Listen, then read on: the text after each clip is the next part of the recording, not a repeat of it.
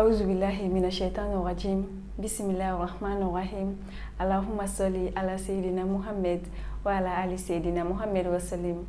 السلام عليكم ورحمة الله وبركاته ambe foli blakata tebe kunandi alla je baga bela jelemani wakati na dan foshite foli mina o muso galembi ana alisa anodi muso no balmam so be nyon fe no asmawi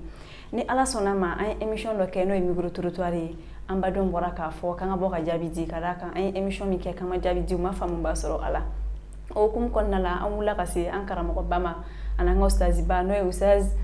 Yusuf Kulubali amna gira la khayni ngali nu temu ala kelingelen inshallah komi kuma may dakilina alimna yini ngali nu jabidi aw ma pour que ni aw bela jeli nga saga kala nga saga famu soro ala ustaz assalamu alaykum wa rahmatullah wa alaykum assalam wa rahmatullahi wa barakatuh kul bashiti bashi foita alhamdulillah ma la tanu folikan jume bi bulo kan yashite be kunande la jabagama alhamdulillah folikan be bulo kan yesi tebe kunaja barakelaw ni alla jelike bagawma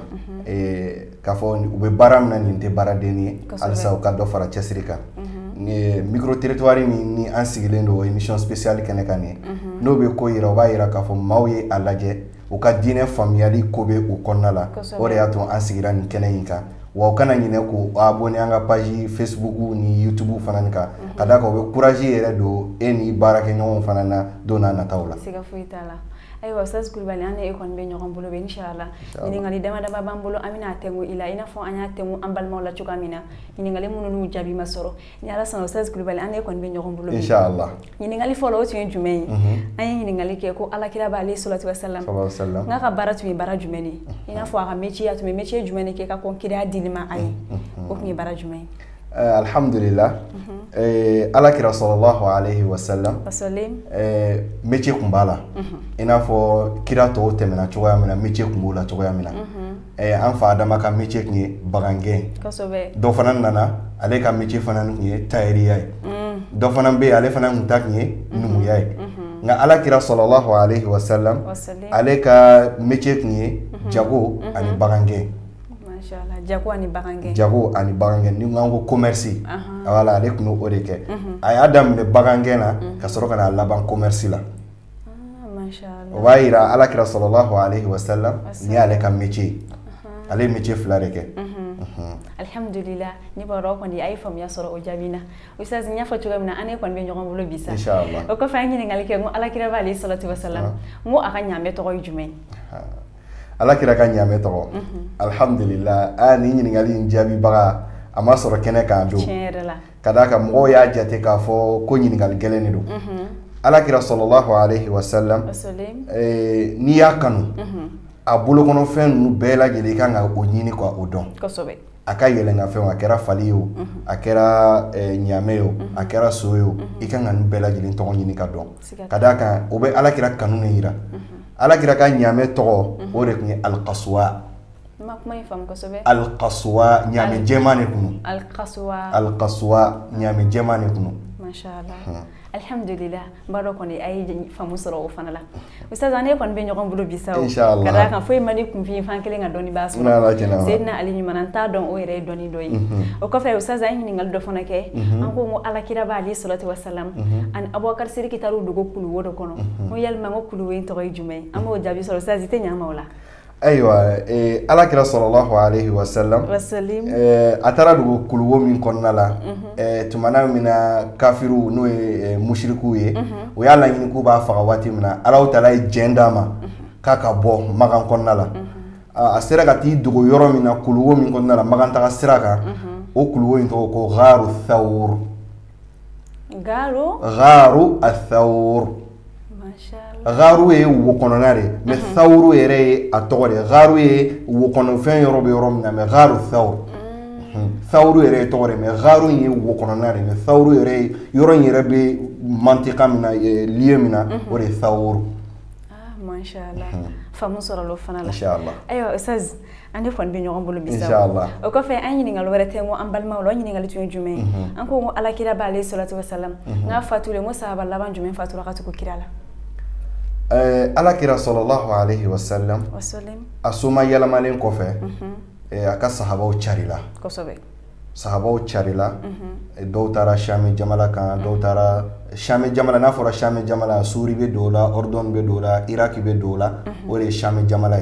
dɔw tora Madina dɔw taara Maka bon sahabaw nana fatu sahaba laban min fatura alakira ka sahabaw la o de Anas ibn Malik. Anas ibn Malik. Naam, Anas ibn Malik. Toy Ustaz famu sɔrɔ la o fana la o kɔfɛ an ɲininkali wɛrɛ tɛ an balimaw la o ɲininkali kun ye jumɛn an ɲininkali kɛ n alakira b'ale salatu wasalam n a ka sahaba dɔ tun bɛ yen nɔ n mɛlɛkɛw tun bɛ salamu de di sahaba in ma n yalima n sahaba in tɔgɔ ye jumɛn ye o jaabi an m'o sɔrɔ dɛ Ustaz. Ni question in bonyana mɔgɔ caman ma kosɛbɛ k'a fɔ ko Alahu Taala ka dugukolo in kɔnɔna la adamaden dɔ de bɛ ka tagama mɛlɛkɛw mana ye dɔrɔn u bɛ salamu bila a kan. Kamanagan ko de don yɔrɔ question tɛmɛnen dɔw bɛ k'a fɔ ko Alahu Taala ka mɛlɛkɛw bɛ maloya sahaba dɔ ma o sahaba in taara ye k'a fɔ k'o ye Usmana ye yɔrɔ o jaabila question tɛmɛnen na nin ta ye salamu ye n'u y'a ye dɔrɔn u bɛ salamu bila a kan. Ustaz, n'i y'a faamu salamu an bɛ salamu min kanda ni ɲɔgɔn ye o salamu ɲɔgɔn yɛrɛ de ko don. O salamu ɲɔgɔn ye assalamu alaikum wa rahmatullah. Masha Allah. O kumana ye dɔrɔn u bɛ kisi ani barika ani hinɛ k'a kan. Alhamdulillah. Yɔrɔ olu kɔni olu ka maabaya kɔni fɛn tɛ se ka o fɔ olu ka alijinɛ kɔnɔdenw latigɛra diɲɛ in kɔnɔ yan k'a sɔrɔ u ma sa fɔlɔ. Tiɲɛ o ye kabako belebele. O sahaba in ye mɔgɔ min ye o de ye Imran ibn Husayn. Imran an ka mɔgɔ bɛ Imrana tɔgɔ da Imran ibn Husayn. Masha Allah. Ale tɔgɔ ye o ye. Alhamdulillah Ustaz Ala ka barika don ani si la fɛ an ye ɲininkali dɔ kɛ n alakira alayhi salatu wasalam n'a ka baarakɛla n ko kun tɔgɔ ye jumɛn o fana jaabi an m'o jaabi sɔrɔ. Seyida ni ɲininkali in fana balila mɔgɔ caman na tiɲɛ yɛrɛ la ka d'a kan mɔgɔ caman a ma bila mɔgɔ caman kun na k'a fɔ ko baarakɛla tun bɛ alakira bolo ayi ne yɛrɛ kamanagan kosɛbɛ ka d'a kan an y'a ɲininkali kɛ dɔ la dɔ yɛrɛ ko a musoman wa walama a cɛman. A fɔra ten. Bon yɔrɔ an bɔra ka mɔgɔ dɔ tɔgɔ fɔ sisan k'a fɔ o de kɛra mɔgɔ laban ye min fatura alakira ka sahabaw la o de tun ye alakira ka baarakɛla ye Anas ibn Malik. Masha Allah. Ka d'a kan ɲininkali dɔw bɛ di n'i référé a kan i bɛ taa ɲininkali wɛrɛ bɔ a kɔnɔna la o la Seyida an bɛ profiter dɔɔni an bɛ kuma cɛ in kan Anas ibn Malik jɔn de don. Anas yɛrɛ ye jɔn ye? Anas yɛrɛ ye jɔn ye? Anas ye alakira ka baarakɛla de ye a ba y'a tɛgɛ ta k'a di alakira ma kabini a si bɛ san 10. Allahu akbar. Anas b'a fɔ a ka kumakan dɔw la ko ale tola alakira bolo baara la don kelen si alakira m'a fɔ ale ma Anas y'a kɛ tan Anas y'a don tan walama a dimina ale kɔrɔ ale m'o ye alakira ɲɛ ka don si la o b'a yira k'a fɔ alakira y'a ka baarakɛla minɛ ka ɲa minɛ cogoya la pour que maaw ka se k'ale ladege cogoya min na. A y'a minɛ ni hinɛ ni kanu ye. A y'a minɛ ni hinɛ ni kanu ye ka tila k'a don a sogo n'a a kolo ni ɲɔgɔn cɛ. Allahu akbar. Alakira ma dan o ma sallallahu alayhi wa sallam a tilala ka dugawu barikama dɔ kɛ cɛ nin ye n'i y'o dugawu kɛ hali ne yɛrɛ ye bi n bɛ nisɔndiya. O ye dugawu jumɛn Ustaz? Alakira sallallahu alayhi wa sallam a ye dugawu kɛ ko Ala ka Anasi kɛ waribatigi ye ka tila k'a kɛ den camantigi ye u b'a fɔ riwaya dɔ la ko Anasi ye den 20 ni kɔ de sɔrɔ. Allahu akbar cɛ kelen de ye. Cɛ kelen de ye a ye den 20 ni kɔ de sɔrɔ wa a tilala ka kɛ dɔnnibaga fana ye tuguni a ye hadisa fana minɛ alakira fɛ wa a fana tilala ka si fana sɔrɔ tuguni u b'a fɔ k'a ye si min sɔrɔ ko bɛrɛ t'a jɛ san 100 la. Masha Allah. O la ni alakira ka baarakɛla ye n'o ye Anas ibn Malik ye. Kosɛbɛ mais an ɲininkali fana kɛ n ko alakira b'ale salatu wasalam n ko sahaba dɔ kun tugulen don alakira la n ko sahaba in n k'a fatulen ko Alahu Taala ka lawusi bari yɛrɛ la ni cɛba in saya ye an ye cɛba in ɲininkali tɔgɔ ɲininkali kɛ maaw la an balimakɛ dɔ ye jaabi sɔrɔ nka komi ale ma publier donc maaw mago b'a jaabi la. Ayiwa inshallah Seyida i bɔra ka min fɔ nin ye l'archi Alahu Taala ka sigilina yɛlɛyɛlɛla mɔgɔ min ka saya la o ye madinɛkaw ka ɲɛmɔgɔba dɔ de don minal Aws wal Khazraj alakira sallallahu alayhi wa sallam a kelen ka a ka ciladen bila ka taa Madina ɲɛmɔgɔ minnu fɔlɔ minnu silamayala nin tigilamɔgɔ tun bɛ o la a ye san 30 de kɛ kafiriya la. San 30 kafiriya? San 30 kafiriya la. Allahu akbar. Alakira nalen a ye san 6 dɔrɔn de kɛ alakira nɔfɛ. Silamayala? Silamayala. A silamayara san 30 nan. A silamayara san 30 nan a ye san 6 dɔrɔn de kɛ alakira nɔfɛ. Alakira ka kɛlɛ dɔ de senfɛ a joginna o kɛlɛ in senfɛ a banabagatɔ de nana ta kan o y'a sɔrɔ kɛlɛ in ye ghazwatu khandaq khandaku kɛlɛ alakira ye dingɛ sen ka Madinɛ lamini ni kɛlɛ min ye o kɛlɛ in senfɛ a tigilamɔgɔ blessé la o sahaba in ye jɔn ye o ye Saad ibn Muaz sahaba in tɔgɔ o ye yahudiyaw kɛlen ka janfa siri alakira kɔ kan sallallahu alayhi wa sallam u nana alakira ma ko alakira ka yafa u ma alakira ko ne tɛ se ka kiti kɛ aw kan nka mɛ aw ka kiri to maa bolo aw ka kiri kun kalifalen don mɔgɔ min na n'o ye Saad ibn Muaz ye Saad ibn Muaz nana kuma dɔ de fɔ kuma in bonyana alakira ma fɔ alakira ko Saad ibn Muaz ma ko wallahi i ye kiri kɛ ni Alahu Taala ka kiri ye o ye kiri jumɛn a ko Saadu ni e y'a bila yɔrɔ min na a bɛ yen Saad y'i kanto alakira ma o y'a sɔrɔ Saadu blesselen don a joginen don a bɛ saya ani balo ni ɲɔgɔn cɛ Saadu ko alakira ninnu fɛn o fɛn filɛ nin ye n'o ye yahudiyaw ye u ka cɛ fɛn o fɛn bɛ yen n'o bɛ se ka bamuru ta ka fagali kɛ k'a bɛɛ jɔ k'a bɛɛ lajɛlen faga u ka musow fɛn o fɛn bɛ yen k'olu bɛɛ lajɛlen minɛ k'o kɛ kɛnɛtɔnɔ ye silamɛw ni ɲɔgɔn cɛ an'u ka denw u ka foro fɛn o fɛn fana bɛ yen k'o tila silamɛw ni ɲɔgɔn cɛ nin kuma in fɔla alakira dusukun lafiyara o la fatula yɔrɔ min na dɔrɔn alakira sallallahu alayhi wa sallam a ko ihtazza arshur rahman li mawti Sa'ad ko Alahu Taala ka sigilan n'o ye larshi ye a yɛrɛyɛrɛla a vibrela ni Saadu ka saya ye alakira tilala k'a fɔ tuguni sallallahu alayhi wa sallam an bɛ an profiter k'o yɔrɔ fɔ a ko n'a sɔrɔ maa tun bɛ kisi ka bɔ kaburu ka kaburudenni ka tɔɔrɔya ma ka d'a kan ni maa sara i bɛ da kaburu kɔnɔ don fɔlɔ min na kaburudenni bɛna dɛrɛ i kan pour que i ka se ka kaburu gɛlɛya dɔn a ko Saadu tun bɛ kisi. N'i y'a faamu Saadu tɛ kisi o la. kaburu kɔnɔna la i b'a dɔn ni maa sara maa ɲuman sara i bɛ da kaburu kɔnɔ yɔrɔ maaw b'u kɔ don i la i ka su fɔlɔ kaburu kɔnɔna la kaburu bɛna masaya de yira i la Alahu Taala ka masaya yira i la c'est à dire que kaburu in bɛ seere i da la k'a yira k'a fɔ kaburu gɛlɛya ye min ye o n'i ka ɲagata tɛ ɲɔgɔn ye sira la o n'i ka alijinɛ kɔnɔ don tɛ ɲɔgɔn ye sira la o ye ka perewu dɔɔni yɛrɛ yira i la ka Alahu Taala dɔn ko Saadu tun na kisi o ma o la nin ye Saadu ka kisa fitinin ye an bɛ se ka min fɔ an balimaw ɲɛna. Alhamdulilahi rabbil alamin i n'a fɔ aw yɛrɛ bɔra ka Saadu ka kisa mɛn cogoya min na nin kan ka min profiter nin yɔrɔ la an balima silamɛw n'an ko k'an bɛ don silamɛya la an k'an yɛrɛ bɛɛ lajɛlen di maa min bɛ a ye san 30 de kɛ kafiriya la a ye san 6 dɔrɔn de kɛ silamɛya la san 6 min n'a y'o kɛ silamɛya la a fatulen Alahu Taala ka lawurusiba yɛrɛ la ne baw ne badenw ka tila k'a fɔ tuguni ko alakira alayhi salatu wasalam ko Saadu ka janaja kɛ don k'alakira tun bɛ ka tagama a sen nungu de kan sababu ye alakira ɲininka alayhi salatu wasalam ko yalima ko Muhammed ni lahalaya jumɛn bi kira ko k'a kalena Alahu Taala ka alaya la ko daji tunɔ tɛ dugukolo sanfɛ ko fo k'a sɔrɔ mɛlɛkɛ dɔ bɛ dugukolo sanfɛ ayiwa Ustaz Kulibali halisa an kɔni bɛ ɲɔgɔn bolo o kɔfɛ an ye ɲininkali wɛrɛ tɛnkun an balimaw la o tun ye ɲininkali jumɛn ye an ko alakira alayhi salatu wasalam n ko a taalen Madina n'a kɛra jɔn jatigi de a sigira jɔn kɛrɛfɛ ni ko k'a jatigi ye Madina n'an ko k'a ka ɲɔgɔnmɛ taara buguma dɔ ka da la yalima i bɛ se k'i da don kisɛ in na k'a walawala n ɲɛ alakira kɛra cogo di Madina. Inshallah alhamdulillah alakira jatigila tun b'a la Madina kɔnɔna la alakira sallallahu alayhi wa sallam a natɔ Madina a selen Madina dawolo a donnen Madina yɛrɛ dugu kɔnɔ waati min na maaw ko k'u bɛ alakira ka ɲaamɛ dajuru minɛ n'o ye al-Qaswa kira ye kanto ko a ye ɲaamɛ in to yen Alahu Taala kɛlen don ka ɲaamɛ in yamariya a mana taa i bugu yɔrɔ min na o ye ne jigi yɔrɔ ye o ne ka so bɛ kɛ yen ne. Donc n'i y'a faamu choix bɛ ɲɔgɔnmɛ de bolo sisan. Alahu Taala ye ɲaamɛ in yamariya a ko da'uha fa innaha ma'mura a ye ɲaamɛ in dajuru tɛ a bɛ Alahu Taala ka yamariya de kɔnɔ. O la a kun ka di bɛɛ lajɛlen ye k'a fɔ ko ɲaamɛ in ka taa sigi olu ka da la ɲaamɛ in taara sigi yɔrɔ min na ani maa min ka so kun ka surun o de tun ye Abu Ayyub al-Ansari. Abu Ayyub al-Ansari a tɔgɔ yɛrɛ yɛrɛ bɛ yen mais a tɔgɔ yɛrɛ yɛrɛ tɛ n kɔnɔ nin waati in na a den dɔ tɔgɔ de bɛ yen o de ye Ayyub u b'a wele ko Ayyuba fa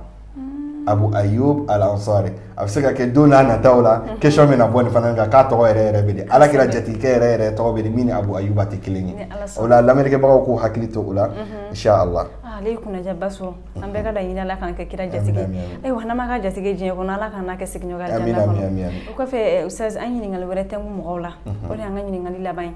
o ye ɲininkali jumɛn an ko alakira b'ale salatu wasalam a kanubaga a daga wuli a terikɛ n'o ye Abubakar Sidiki ye mo yalima Abubakar Sidiki tɔgɔ sɛbɛsɛbɛ yɛrɛ ye jumɛn an m'o jaabi sɔrɔ Ustaz Abubakar Sidiki tɔgɔ sɛbɛsɛbɛ yɛrɛ ye jumɛn alhamdulillahi rabbil alamin Abubakar Sidiki tɔgɔ yɛrɛ bɛ a bɛ mɔgɔ caman kɔnɔna la ko Abubakar ko y'a tɔgɔ yɛrɛ a tɔgɔ yɛrɛ tɛ Alakira ye tɔgɔ in di a la Abubakar yani tellement fa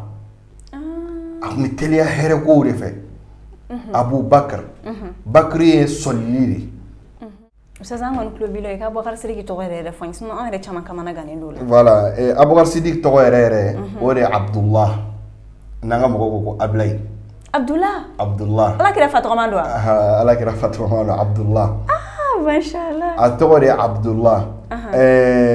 yɔrɔ n'a fɔra Abdullah o ye Alahu Taala ka jɔn ye a fa tɔgɔ ye Abi Quhafa fa yɛrɛ tɔgɔ yɛrɛ ye Uthman Abdullah ibn Uthman ibn Abi Quhafa a fa tɔgɔ ye Usman mashallah yɔrɔ nin ye a tɔgɔ ye question tɛmɛnen dɔw la min profiter k'o yɔrɔnin fɔ yɔrɔ a question kɔni jaabi la an ko ka u to kuluwo kɔnɔna la maa kun bɛ taa dumuni dun o tun tɛ Asma o ya o ye e tɔgɔma ye n'o ye a denmuso ye a denmuso fɔlɔ a denmuso fɔlɔ min nana den min sɔrɔ o tagalen Madina o den tɔgɔ dara Abubakar la n'o ye Abdullah ibn Zubair ibn Awwam den tɔgɔ dara o la wa o fana tilala ka kɛ diinɛ jɛturaba ye fana ni alhamdulillah o la nin ye question ninnu bɛɛ lajɛlen jaabilen ye k'a yira maaw kana saliya ka d'a kan n'i ko i bɛ Alakira kanu i dusukun na a ka komisɛnnin ninnu bɛɛ lajɛlen i b'a bɛɛ ɲini ka dɔn jɔn ye Alakira dabali Alakira ye kɛlɛ joli de kɛ Alakira ye heji joli de kɛ maaw kan ka nin bɛɛ ɲini ka dɔn yaasa a b'i nafa de ka d'a kan maa min ka ko ka di i ye i bɛ to o ka ko de la Ala ka faamuya ko ɲuman di Ala ma amin ya rabbi ayiwa alhamdulillahi rabbil alamin an bɛ foli bila aw ma halisa ka d'a kan n b'o de fɔ a ye sanga ni wagati bɛɛ n ko n'i y'a mɛn ɲɔgɔn kumaba fɔlɔ tɛ c'est que lamɛnbaga de b'i la ayiwa an kɔni n'an ka ustaziba tun bɛ ɲɔgɔn bolo bi n'o de ye Ustaz Yusuf Kulubali ye an ɲana ɲininkaliw tɛnku ale la ɲininkali minnu bɛ yen n'an y'a kan ka micro trottoir kɛnɛ kan n'olu jaabi ma sɔrɔ Ustaz kumakan laban jumɛn b'i bolo folikan bilasiralikan ladilikan jumɛn b'i bolo ka ɲɛsin TV kunnadiya lajɛbaga bɛɛ ma alhamdulillah bilasiralikan ni ladilikan min bɛ n bolo kuma in laban na maaw k'u ka diinɛw ɲɛɲini ka d'a kan micro territoire in bɛ kɛla de ka maaw ka connaissance peser n'i bɛ seli i bɛ sun fɛn caman bɛ yen ka n'a fɔ n ma kalan madrasadenw de b'a kɛ diinɛ in mana madrasadenw dɔrɔn kama a nana bɛɛ lajɛlen de kama n'i kɔni ye intellectuel ye i bɛ sɛbɛnni kɔni kalan a kɛra français ye o a kɛra anglais ye o livre bɛ nin bɛɛ lajɛlen na i ka se k'i ka diinɛw ɲɛɲini ka dɔn n'a y'a ta k'a lajɛ bi bi in na farajɛw cɛsirilen don diinɛ in ɲɛɲinili fɛ bi ka tɛmɛ anw farafinw kan anw kɔni bɛ ka seli an bɛ ka sun mais n'a ɲininkala diinɛ ko misɛnmisɛnninw na n'a fɔra diinɛ ko misɛnmisɛnninw Alakira ye nin kɛ tan Alakira ye nin dun i kan k'a ka kɛlɛdaw ɲɛɲini ka dɔn donc n'i y'o ɲɛɲini ka dɔn a bɛ kɛ caman i bɛ bɔ ko caman kalama diinɛ in kɔnɔna la kumakan filanan min fana bɛ n bolo jɛmukan in mago bɛ sponsor la ka d'a kan pour que ka jɛmukan in kɔkɔrɔma don n'a nataw la maaw bɛ se ka weleli kɛ an bɛna numéro minnu fɔ ka daminɛ 79 08 32 88 walama 79 12 52 21 ani e yɛrɛ fana ni ka numéro o fana bɛ se ka bila maaw bɛ se ka jɛmukan in kɔkɔrɔma don ka d'a kan an bɛ fɛ ka yaala ka maaw bilasira aw ka se ka bɔ u ka diinɛw u ka bɔ u ka diinɛw ko caman kalama cogoya min na inshallah ayiwa alhamdulilahi rabbil alamin an bɛ foli belebeleba di Ustaz Yusuf Kulubali ma ani ce a ka kɔnɔnajɛla la an bɛ dugawu k'a ye Ala ka barika don a n'a si la dɔnni nafa ma Ala k'o nɔgɔya n'a ye i n'a fɔ a yɛrɛ dama dogo a fɔla cogoya min na jɛmukan in mago bɛ sponsor la ka d'a kan an n'an ko k'an ye hadamaden ye i k'a bila i kunna Ala Taala y'a fɔ ko an k'a dɔn k'a fɔ an tɛna don ale ka diinɛ kɔnɔ fiyewu f'an ka ale ka diinɛ bara n'an ka nafolo ye o kɔfɛ de an bɛ ale Ala Taala ka diinɛ sɔrɔ ne baw ne badenw ni kan ka bɛɛ lajɛlen siran ka d'a kan an kɔni bolo k'a fɔ dɔrɔn n'a fɔra k'an ka na nafolo dɔrɔn aw bolo k'a fɔ k'an de bɛna wari dun Ala Taala de ɲɛ bɛ ŋaniyaw la o la an b'o faamu cogo ɲuman ɲini bɛɛ lajɛlen fɛ maa minnu bɛ fɛ k'an ka jɛmukan in sponsoriser n'o ye k'a kɔkɔrɔma don walima ka dɛmɛ kɛ an ye nɛgɛjuru sira dɔ filɛ 75 89 28 82 a n'an balimakɛ bɔra ka numéro minnu fɔ a b'an sɔrɔ ni numéro bɛɛ lajɛlen na o la an bɛ foli di aw bɛɛ lajɛlen ma ka dugawu kɛ an ka diinɛ kanu Ala k'a don an na diinɛ faamu ɲuman Ala k'o di an ma ka Alakira b'ale salatu wassalam k'a ka ko ɲɛɲini k'a ka ko bɛɛ lajɛlen dɔn ala k'o fana dɔnni nɔgɔya ni aw bɛɛ lajɛlen ye n'i ye fɛn min kanu i kan k'o ɲɛɲini k'o dɔn ka d'a kan an ma histoire tɛmɛnenw ye an ma Kanku Musa ninnu ye an ma Binto Kulubali ninnu ye mais n'olu ka histoire wulila an bɛ dɔ don o bɛɛ lajɛlen na mais an tɛna taa ɲininka nin si la lahara cɛba min n'a cira anw ma ka kɛ hinɛ ni kanu ye anw ma pour que an ka se ka lafiya ka kan an ka cɛba in ka histoire ɲɛɲini k'a dɔn donc an b'o faamu cogo ɲuman ɲini TV Kunnadiya lajɛbaga bɛɛ lajɛlen fɛ an bɛ dugawu k'aw ye ka segin ka dugawu ɲini aw fɛ ka d'a kan an ye kalanden de ayiwa nin wagati in kɔni na ko sera a kuncɛyɔrɔ ma an bɛna an kɔ don aw la nin wagati in na ni hakilina minnu bɛ aw la a bɛ se k'o bila an ka commentaire jukɔrɔ walima an ka WhatsApp numéro dilen don aw ma an b'a kɔ don aw la nin wagati in na an b'a fɔ wassalamu alaikum wa rahmatulahi wa barakatuh